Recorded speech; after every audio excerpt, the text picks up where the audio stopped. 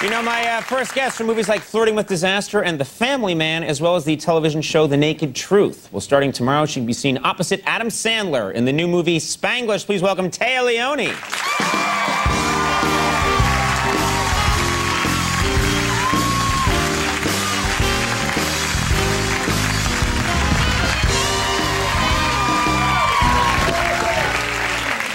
We have to inform them, this is very dramatic. Normally, guests get here. Yeah, no, not like that. Yeah. Nice. You barely made it here in time. We kept the television audience unaware that you hadn't shown up yet. We didn't want to frighten them.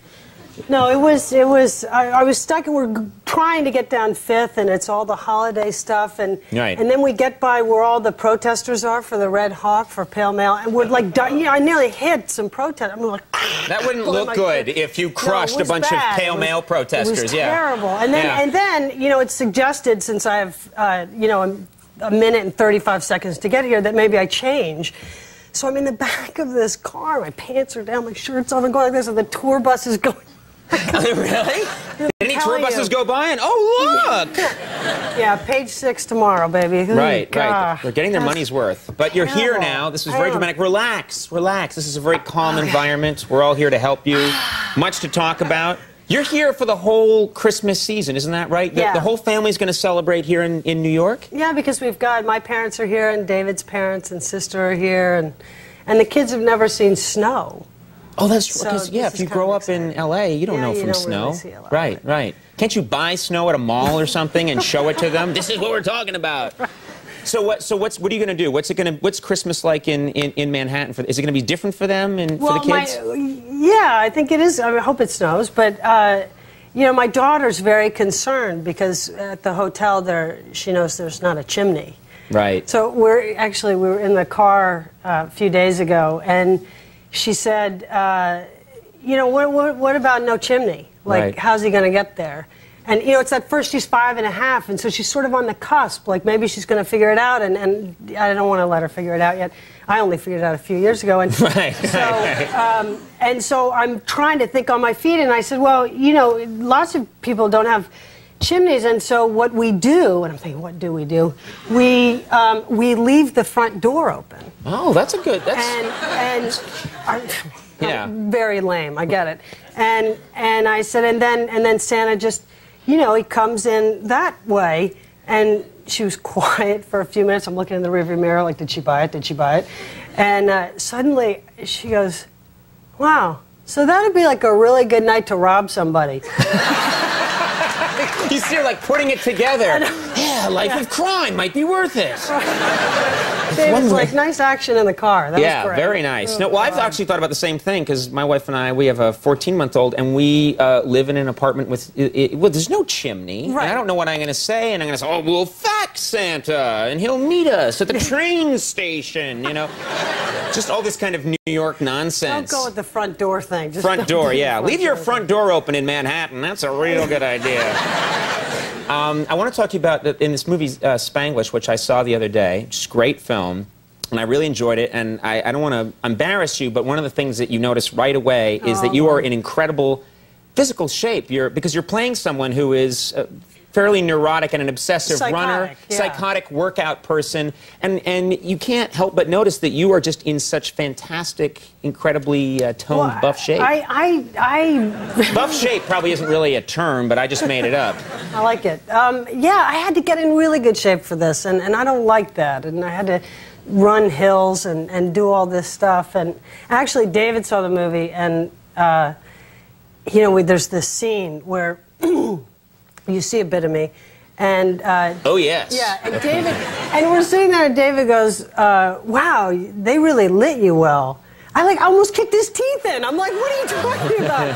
I was wrecked. Hey, good special effects in that scene. Right, and I'm thinking, you know, well, you're lost, pal, because it ain't never going back that way again. That was way too much work. Well, actually, it looks like you're still, I mean, your arms, you have much more muscle and definition than I will ever have in my life. Oh, thank you. I just have butterscotch pudding in this sleeve right now. No one wants to know about that. You have a scene that we have to talk about.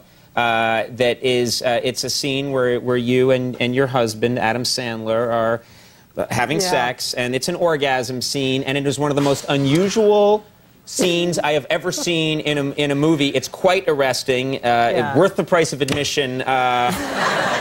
People must be talking about that scene already. Well, you know, and I don't know, when Meg Ryan did that, you know, thing. Harry Met Sally, yeah, right? and did that screaming O at the restaurant, and all I can tell you is nobody is going to be saying, I'll have what she's having, because this is like the ugliest orgasm ever. Right, It's just awful, and I mean, I'm hard-pressed to say it's a sex scene. It's more of a master bedroom scene. Yes. That was very well done. Very well done. That was so well done. You're so much more disciplined than Colin Farrell when he's here. Oh dear. But yeah. So did you? I mean, okay, that scene. Did you enjoy that scene at all, or is it just? Conan. Is it just? Well, you know what I'm saying. Is it, or is it just all work? I mean, I don't understand. No, I mean, I usually. Maybe I should go to commercial. No, I mean, it's, you know, I usually enjoy a sex scene. You know, it's kind of, David and I sort of look at it like legal cheating. You know, you get to sort of, wow, that went really No, well. But it makes perfect sense. It's part of your job. Yes, it's part of my job. Yeah. I didn't want to do it. I had to do it. Right. And that's what I tell my wife. The pretty ladies are here, and I'm like, and then I go home and I'm like, I'm making the bacon. I'm bringing home the money. Never worked once. I always get punched out. You know, it's fun. I mean, I've not to sound like a whore, but you know, I've been with. I like any story that starts with not to sound like a whore. But I mean, I've been with. I've worked with. In the master bedroom. In the master bedroom. I've worked with some very attractive men. You know, Nick Cage and Al Pacino and Ben Stiller and Woody Allen and. His mind is very attractive. Let me tell you, before I did the movie, I called some women who had worked with him, and like 2 women, and both of them said, "Do you get to kiss him?" And I said, "Well, yes, I believe that's in there," and now I kind of get it. I'm not kidding you. The guy, Woody Allen's a great kisser. Like, smells like spring blossoms. He's really. I don't know. I gotta smell Woody Allen the next time I see him walking down the street. Hey, Grabs. That's good stuff. Hi, Mom. Hi, Mom. Yeah, we have a clip here from Spanglish, and what do we need to know to appreciate this clip? Well, the story is about a Mexican woman coming up to Los Angeles with her daughter, and she starts to work for Adam Sandler and myself, and Cloris Leachman, my crazy alcoholic mother, is living there, and I am, you know, just sort of an average on the brink of a nervous breakdown, bipolar witch.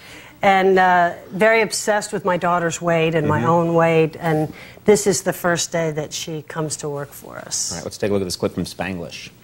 Very hard woman to work for.